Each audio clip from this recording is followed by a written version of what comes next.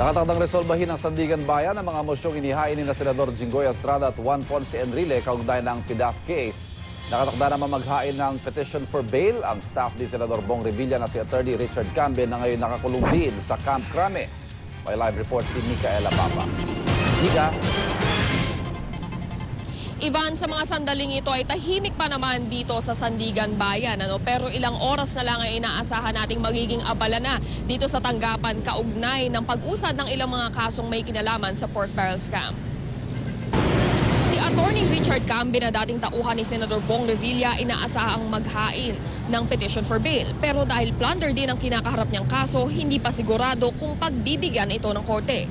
Inaabangan din ngayon kung maglalabas na ng resolusyon ang Sandigan Bayan ukol sa motion for determination of probable cause na inihain naman ni Senador Juan Ponce Enrile at Senador Jinggoy Estrada. At kung sakasakaling hindi katigan ng korte sina Enrile at Estrada, posibleng maglabas din ng warrant of arrest ang Sandigan Bayan laban sa kanila.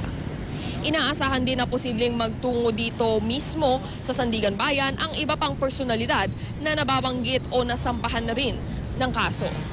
Yan muna ang latest mula dito sa Sandigan Bayan. Balik sa iyo, Ivan. Maraming salamat, Micaela Papa.